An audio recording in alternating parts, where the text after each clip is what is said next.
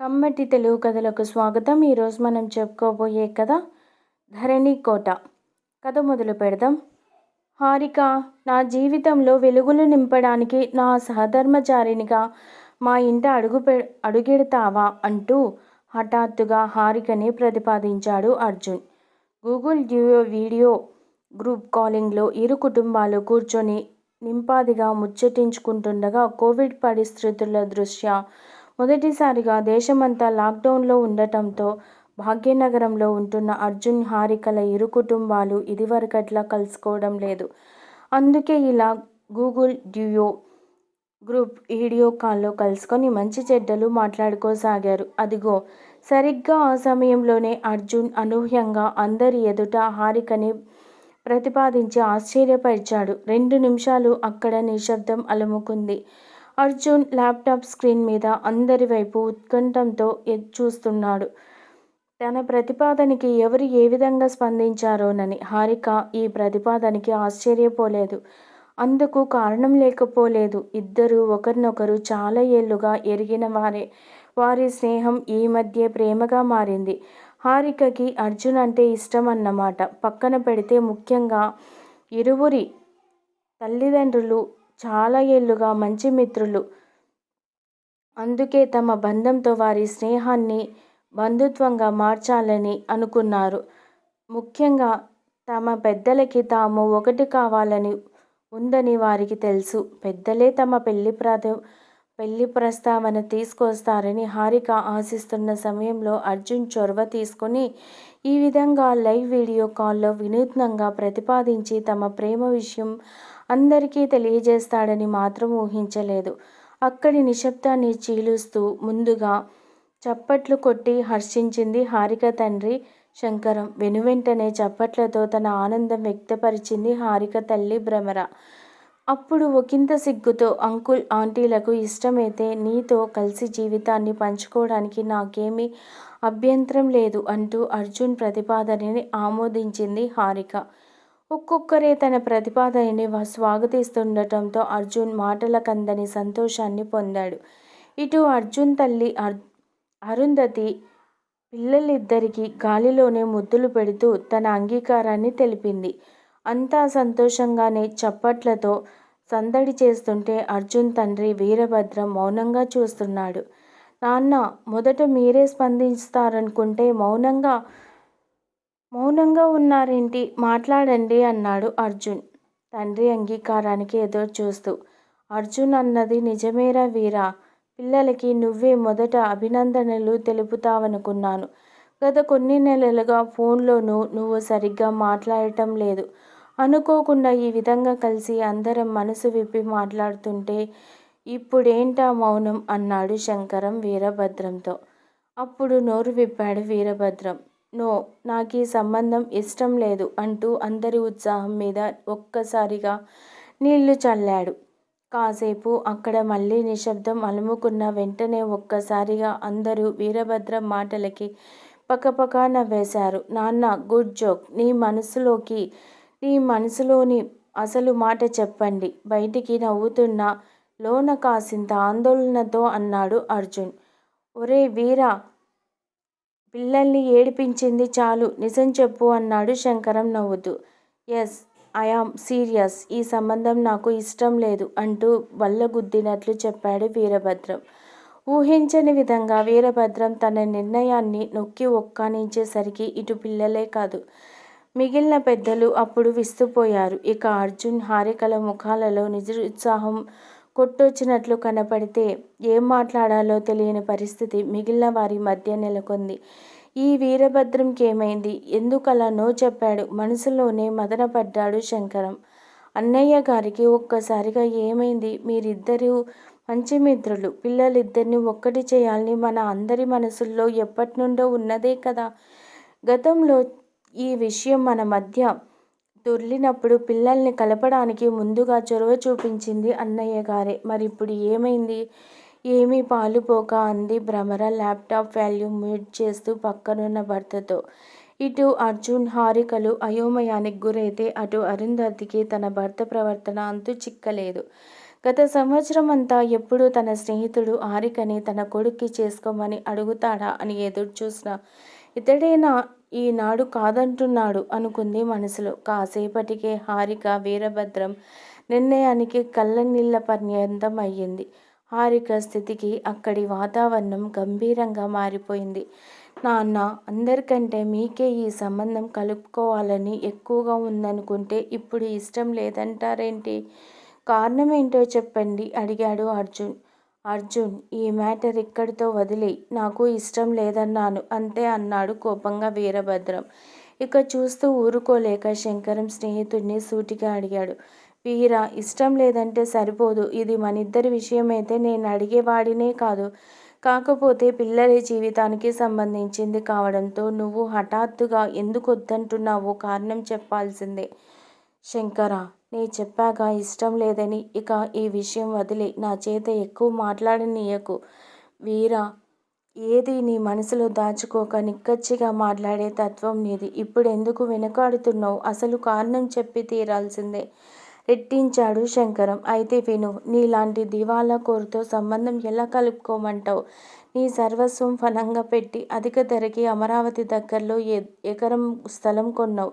ఇప్పుడేమైంది? రాజధాని తరలిపోయింది. దాంతో నీ తలరాత తలకిందులైంది. ఒక విధంగా ఇప్పుడు బికారివి. మన మధ్య అంతస్తుల తారతమ్యంతో పాటు అంతరాలు పెరిగిపోయాయి. ఇక ఈ విషయం మర్చిపో కర్కశంగా కడుపులోని మాట కక్కేశాడు వీరభద్రం. ఈ సమాధానానికి అక్కడున్న అందరూ కొద్దిసేపు స్థాణువులైపోయారు. తమ మనసులో మాట చెప్పి ఇంకా అక్కడ ఒక్క క్షణం ఉండక లేచి వెళ్ళిపోతున్న వీరభద్రంని ఆపుతూ, నాన్న, మీరేనా ఇలా మాట్లాడేది? నమ్మలేకపోతున్నా. ఆగండి ప్లీజ్ అన్నాడు అపనమ్మకంగా అర్జున్. ఆ వెంటనే శంకరాన్ని ఉద్దేశించి, అంకుల్, మా నాన్నగారికి అంకుల్, మా నాన్న మాటలకి నొచ్చుకోవద్దు. నేను నాన్నతో మాట్లాడతా అంటూ అర్జున్ శంకరంని అర్థించాడు. ఇంతలో శంకరం వీరభద్రంని ఉద్దేశించి, వీరా, ఆగు.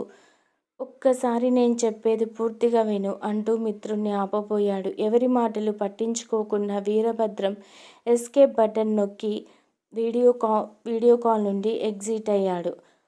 వీరభద్రం చర్యకి శంకరం హతాశుడయ్యాడు. చేసేది లేక తాను కూడా వీడియో కాల్ క్లోజ్ చేసి ఉలుకు పలుకు లేకుండా కూర్చుండిపోయాడు.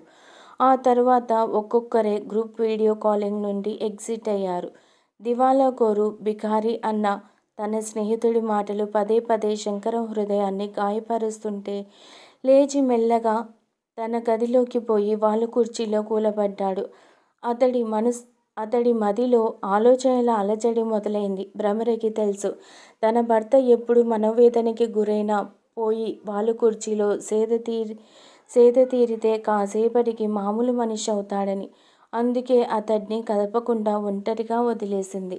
వాళ్ళ కుర్చీలో కూర్చొని కళ్ళు మూసుకొని ఆలోచిస్తున్న శంకరంకి తన చిన్ననాటి జ్ఞాపకాలతో పాటు 6 ఏళ్ల క్రితం జరిగిన ఓ ముఖ్యమైన సంఘటన పదే పదే గుర్తొచ్చింది. ధరణికోట, గుంటూరు పట్టణానికి దగ్గర్లో చారిత్రాత్మక ఆధ్యాత్మికతల మేలు కలయికల ఊరే ధరణికోట. శంకరం పుట్టి పెరిగింది అక్కడే. దగ్గర్లోని ఒకవైపు కృష్ణానది పరవళ్ళు, మరోవైపు పచ్చని పొలాలు, పాడి పంటలకి, కురుల వృత్తులకి పేరొందిందా ఊరు. కూతవేటు దూరంలో ఇటు అమరలింగేశ్వర స్వామి ఆలయం, మరోవైపు ధ్యాన బుద్ధ విగ్రహంతో పాటు అమరావతి బౌద్ధ మహాస్తూపంతో విరాజిల్లుతోంది. ఓవైపు సూర్యోదయాన్నే పశువులు మేత కోసం పొలాలకి పరుగిడే సమయంలో వీధిలో రేగే గోధూళిని చీల్చుకుంటూ పడే సూర్యరశ్మి ప్రకృతికి వింత రంగులని అద్దితే, మరోవైపు తలపాగాలతో సైకిళ్ళ మీద చెరోవైపు ఇత్తడి పాల బిందెలతో కూనిరాగాలు తీస్తూ పాలు పోసే చిరు వ్యాపారస్తుల సందడి అక్కడి జీవనశైలికి అద్దం పడుతుంది. ఎంతో హృద్యంగా ఉండే దృశ్యాలతో ఆ అచ్చతెలుగు పల్లెటూర్ని ఒక్కసారిగా చూస్తే చాలు, ఎవరికైనా చిరస్మరణీయంగా గుర్తుండిపోవాల్సిందే. అలాంటి ఊర్లో పుట్టి పెరిగిన శంకరం 10వ తరగతి వరకు మండల పరిషత్ పాఠశాలలోనే చదువుకున్నాడు. సొంత గూడు లేని, కులవృత్తి మీద ఆధారపడి జీవించే కుటుంబం నుండి వచ్చినవాడు కావడంతో అప్పుడే నిశ్చయించుకున్నాడు ఎప్పటికైనా ఈ ప్రాంతంలోనే కొంత స్థలం కూడగట్టుకోవాలని. శంకరంకి తన ప్రాంతమన్నా, ఆ ప్రాంత ప్రజలన్నా పిచ్చి ప్రేమ. గుంటూరులో కాలేజీ చదువులప్పుడు శంకరంకి పరిచయమయ్యాడు వీరభద్రం. ఇద్దరూ చాలా కలివిడిగా ఉండేవారు. ముఖ్యంగా మనసులోని ఏ మాటని దాచుకోకుండా కుండ బద్దలు కొట్టేటట్టు చెప్పే వీరభద్రం నైజంకి శంకరంకి నచ్చింది. ఏ విషయమైనా దాపరికం లేకుండా ఒకరికొకరు చెప్పుకుందే ఏ పని చేసేవారు కాదు. శంకరం మెరిట్ విద్యార్థి కావడంతో చదువు పూర్తవగానే బ్యాంకు పీఓ ఎగ్జామ్ రాసి మొదటి ప్రయత్నంలోనే ఆఫీసర్ ఉద్యోగం సంపాదించాడు. వీరభద్రం మొదటి నుండి స్థితిమంతుడు కావడంతో చదువు పూర్తి చేసి వ్యాపార నిమిత్తం భాగ్యనగరం బాట పట్టాడు. అలా విడిపోయిన వారు శంకరం 6 ఏళ్ల క్రితం ఏరియా మేనేజర్ పదవిని ప్రమోషన్ పొంది భాగ్యనగరానికి వచ్చినప్పుడు తిరిగి ఇద్దరూ కలుసుకున్నారు. అప్పుడు మళ్ళీ వారి స్నేహం పరవళ్లు తొక్కింది. ఏ ముఖ్య విషయమైనా చివరికి సొంత విషయాలు కూడా వీరభద్రంతో చర్చించందే నిర్ణయం తీసుకోడు. శంకరంకి 6 ఏళ్ల క్రితం జరిగిన ఈ సంఘటన ఇప్పటికీ గుర్తు. వీరా, నాకు మా సొంతూరంటే ఎంత ప్రాణమో నీకు తెలియంది కాదు. ఎప్పటినుండో నాకు అక్కడ కొంత స్థలం కొనాలనే కోరిక బలంగా ఉంది. ఏవో కారణాల వల్ల ఇప్పటికీ ఆ పని చేయలేకపోయాను. నా ఉద్యోగం, కూతురి చదువు అందుకు కారణం కావచ్చు. అందుకే నేనొక నిర్ణయానికి వచ్చా. మా ధరణికోటకి దగ్గరలో ఓ ఎకరం భూమి అనుకోకుండా అమ్మకానికొచ్చింది. అన్నీ పరిశీలించాక నాకు చాలా నచ్చింది. అందుకే ఆ స్థలం కొనాలని నిశ్చయించుకున్నాను. నీకు తెలియందేముంది, రాష్ట్ర విభజన తర్వాత అమరావతి రాజధానిగా కొత్త ప్రభుత్వం ప్రకటించాక ఇప్పుడు ఆ ప్రాంతంలో స్థలాల విలువ అనూహ్యంగా పెరిగిపోయాయి. 2-3 ఏళ్ల ముందే అక్కడ స్థలం కొనుంటే బాగుండేది. కానీ అవకాశం రాలేదు. ఇప్పటికైనా మేలుకొని అక్కడ కొంత స్థలం కూడగట్టుకోకపోతే మునుముందు అక్కడ స్థలం కొనడం కలగానే మిగిలిపోతుంది. పెరిగిన ధరల కారణంగా ఎకరం 2 కోట్లకి వస్తుంది. ఒక విధంగా ఆ ప్రాంతానికి ఇప్పుడున్న డిమాండ్ దృష్ట్యా ఈ ధర తక్కువే. అందుకే కొనాలని నిశ్చయించుకొచ్చాను. ఇన్నాళ్ళు నేను దాచింది మా ఆవిడకి ఈ మధ్య కలిసొచ్చిన పుట్టింటి వారి కొంత ధనం కలుపుకోగా పీఎఫ్ లోను, వేరే లోన్లు కూడా తీసుకుంటే డబ్బు సమకూరకపోదు. ఇది కొంత సాహసమైన నిర్ణయమే కావచ్చు. కానీ ఇప్పుడు ఓ నిర్ణయానికి రాకపోతే ఇప్పటికీ నా కల నెరవేరదు. నువ్వేమంటావ్? అడిగాడు శంకరం. ఇది చాలా పెద్ద విషయం. ఓ విధంగా ఇప్పుడు అమరావతి చుట్టుపక్కల స్థలం అంటే ఓ స్టేటస్ సింబల్, మంచి ఇన్వెస్ట్మెంట్ కూడా. కానీ నాకెందుకో ఆ డబ్బేదో మన భాగ్యనగరం నడిబొడ్డులో ఇండిపెండెంట్ ఇంటిపై పెట్టుబడిగా పెడితే బెటర్ అనిపిస్తుంది. నీ స్టేటస్కి ఏమాత్రం సూట్ కానీ ఎప్పుడో ఇక్కడ కొన్న చిన్న డబుల్ బెడ్రూమ్ ఇంట్లో అడ్జస్ట్ అవుతూ ఎన్నాళ్ళని కాలక్షేపం చేస్తావు ఆలోచించుకో అన్నాడు వీరభద్రం. లేదు, ఇక ఇల్లు, స్థలం అంటూ ఏదైనా కొంటే మా ప్రాంతంలోనే కొంటా, లేదంటే ఆ జోలికే పోను. ఇది నా స్థిర నిర్ణయం అన్నాడు శంకరం గట్టిగా. అలా అయితే వచ్చిన అవకాశం వదులుకోవడమే మేలు అన్నాడు వీరభద్రం. ఆ తర్వాత శంకరం అనుకున్న ప్రకారం అమరావతికి దగ్గరలో ఎకరం స్థలం కొనుగోలు చేయడం చకచకా జరిగిపోయింది. ఇరు కుటుంబాల మధ్య రాకపోకలు తరచుగా జరుగుతుండటంతో మొదట తమ పిల్లల్ని ఒకటి చేస్తే ఎలా ఉంటుంది అన్న ఆలోచన ఇరువైపుల ఆడవారికే కలిగింది. మాటల్లో తమ భర్తల వద్ద పిల్లల పెళ్లి ప్రస్తావన ఇస్తే ఇద్దరూ పెద్దగా అభ్యంతరం చెప్పలేదు. పెద్దవారి ఉద్దేశాన్ని గ్రహించిన అర్జున్, హారికలు కూడా అందుకు తగ్గట్టుగానే నడుచుకున్నారు. ఏమండి, ఎంతసేపని ఇలా ఒంటరిగా ఉంటారు? లేచి మొహం కడుక్కోండి, వేడివేడి కాఫీ తీసుకొస్తా, కాస్త రిలీఫ్గా ఉంటుంది అంటూ భ్రమర భర్తని తట్టి లేపడంతో ఈ లోకంలోకి వచ్చాడు శంకరం. మొహం కడుక్కొచ్చిన భర్తకి వేడి కాఫీ అందిస్తూ, ఏంటండి ఇప్పుడు ఏమైపోయిందని అంతలా బాధపడతారు? మన అమ్మాయికి ఈ సంబంధం కాకపోతే మరొకటి, ఈ పాటికే మీరెంత దిగాలు చెందాలా అంటూ ధైర్యం చెప్పింది భ్రమర. అప్పుడు మాట్లాడాడు శంకరం. ఇన్నాళ్ళు వీరభద్రం మన సంబంధం కలుపుకోవాలని కోరుకుంటే మా స్నేహానికి విలువ ఇస్తున్నాడని భావించా. మనమన్నా మన కుటుంబం అన్నా వాడికి ఇష్టమని తలపోశాను. కానీ ఇవాళ వాడు తేల్చేశాడు. వాడిలో దాగున్నది సగటు మనిషేనని. అందరిలా వాడు ఆస్తిపాస్తులకి, కట్న కానుకలకే విలువ ఇస్తాడని అనుకోలేదు. ఇప్పుడు నాకో విషయం అర్థమవుతుంది. గత కొన్ని నెలలుగా కలుసుకోకపోతే కరోనా పరిస్థితులే కారణమని ఇన్నాళ్ళు అనుకున్నాను. కానీ లోతుగా ఆలోచిస్తే వాడి కంటికి డబ్బు పొరలు కమ్మేయడంతో రాజధాని తరలింపు ప్రకటన వెలువడిన వెంటనే నన్ను దూరం పెట్టాడని అనిపిస్తుంది. గత కొన్ని నెలలుగా ఫోన్లో కూడా పొడిగా మాట్లాడటానికి ఇదే కారణమని ఇప్పుడు అర్థమవుతుంది. అర్జున్ ఊహించని విధంగా ఈరోజు ప్రపోజ్ చేసేసరికి వాడి అసలు రూపు బయటపడింది. ఇలాంటి మనిషి నా ఇన్నాళ్ళు నా వాడు అనుకున్నాను. లేదు, అవసరం లేదు. ఇలాంటి స్నేహం కానీ సంబంధం కానీ అవసరం లేదు నిక్కచ్చిగా చెప్పాడు శంకరం. భ్రమర మౌనంగా వింటుంది. అక్కడే ఉన్న హారిక. నాన్న, మీరు బాధపడకండి. నిజం చెప్పాలంటే మీ ఇద్దరి స్నేహబంధాన్ని మా సంబంధంతో మరింత బలపరచాలనే మేము ఒకరినొకరు కోరుకున్నాం. అందుకే ఇరు కుటుంబాలకి ఇష్టమైతేనే ఈ సంబంధం కుదిరేది. లేకపోతే ఎవరి దారి వారిదేనని ముందే మేము నిశ్చయించుకున్నాం. మేమిద్దరం ఒక్కటవటం ద్వారా మీ స్నేహాన్ని గెలిపించాలనుకున్నామే కానీ మాదేం మనసులు పెనవేసుకున్న ప్రేమ కాదు. ఒక విధంగా చెప్పాలంటే మా మధ్య కలిగింది పరిస్థితులు అనుకూలించిన ఆకర్షణ మాత్రమే. అందుకే అర్జున్ని మార్చిపోవడమే నాకు పెద్ద విషయం కాదు. అలాగే అర్జున్ కూడా ఈ పెళ్లి జరగకపోతే గడ్డం పెంచేసుకొని దైవదాస్యం అయిపోడు. తన అభిప్రాయాన్ని నిశ్చయంగా చెప్పింది తండ్రితో. హారిక మాటలు శంకరంలో ధైర్యంతో పాటు ప్రశాంతతను నింపాయి. నాన్న, మీ అభిప్రాయాన్ని నిర్మోహమాటంగా చెప్పి శంకరం అంకుల్ని హర్ట్ చేయడమే కాకుండా అతను మీతో ఏదో చెప్పాలని చూస్తే అవకాశం ఇవ్వకుండా లేచి వెళ్ళిపోయారు. ఇది ఎంతవరకు న్యాయం? అంకులు ఏం చెప్పాలనుకున్నారో తెలుసుకోండి. మా పెళ్ళికి మీరు మనస్ఫూర్తిగా అంగీకరించకపోతే ఎట్టి పరిస్థితుల్లో జరగదు. కానీ అంకుల్కి ఒక్క ఛాన్స్ ఇచ్చి అతని మాట ఏంటో వినండి ప్లీజ్. నా కోసం కాదనకండి రిక్వెస్ట్ చేశాడు అర్జున్ తండ్రిని. ఏ కలనున్నాడో ఇష్టం లేకపోయినా సరేనన్నాడు వీరభద్రం. వెంటనే అర్జున్ శంకరంతో మాట్లాడి సాయంత్రం అంతా వీడియో కాల్లో కలుసుకుందామని ఒప్పుకోమని రిక్వెస్ట్ చేశాడు. దీనికి శంకరం వెంటనే ఒప్పుకున్నాడు. అందుకు కారణం లేకపోలేదు. సాయంత్రం 5 గంటలు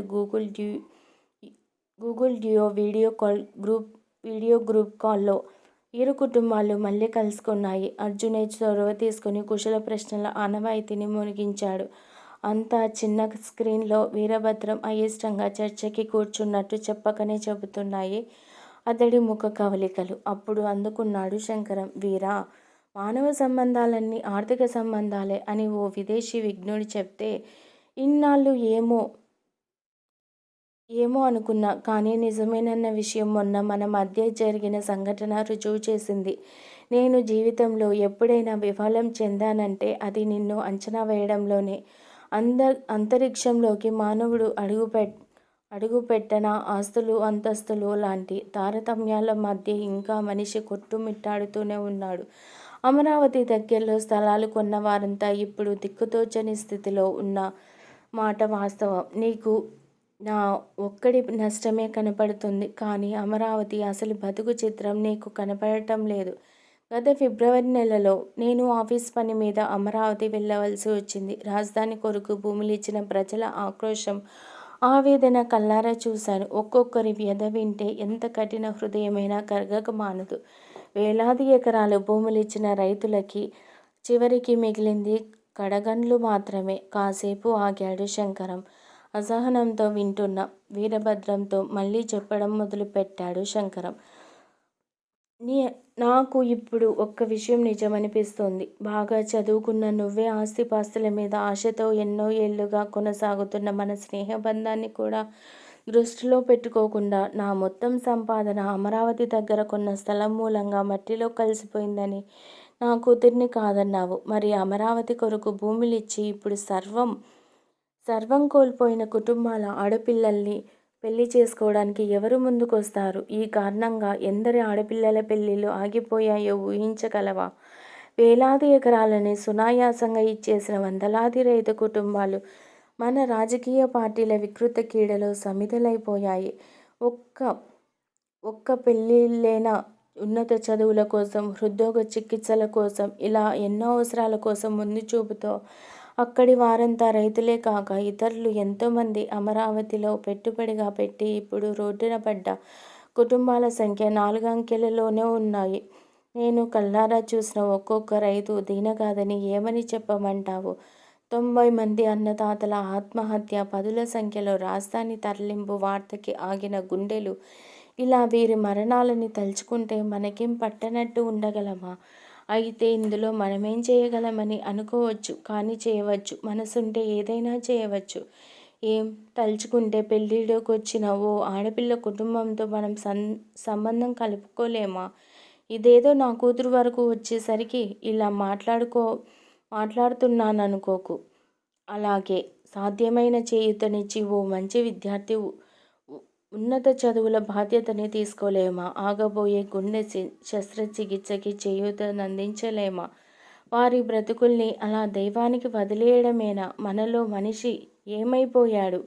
ఆవేశంగా మాట్లాడుతున్న శంకరం తనని తాను నియంత్రించుకునేందుకు కాసేపు ఆగాడు.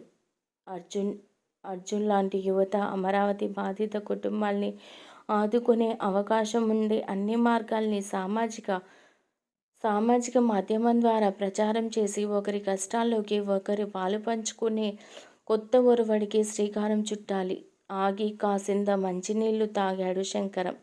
మళ్ళీ అందుకొని, నేనేదో నీకు నీతిబోధ చేయాలని ఇక్కడ కూర్చొని భాషనివ్వడం లేదు. ముఖ్యంగా నీకు ధన్యవాదాలు చెప్పేందుకే అర్జున్ నీతో మాట్లాడమంటే అంగీకరించాను.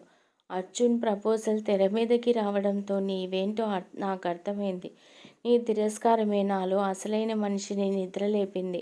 నా ప్రాంత ప్రజల్ని అంతో ఇంతో అవకాశమున్న నేను కూడా ఆదుకోకపోతే ఎవరు ఆదుకుంటారని తెలుసుకున్నాను. అందుకే నేనొక నిర్ణయానికొచ్చా. అమరావతి బాధిత కుటుంబాలకి ఆపన్న హస్తం అందించి తీర్మానించా.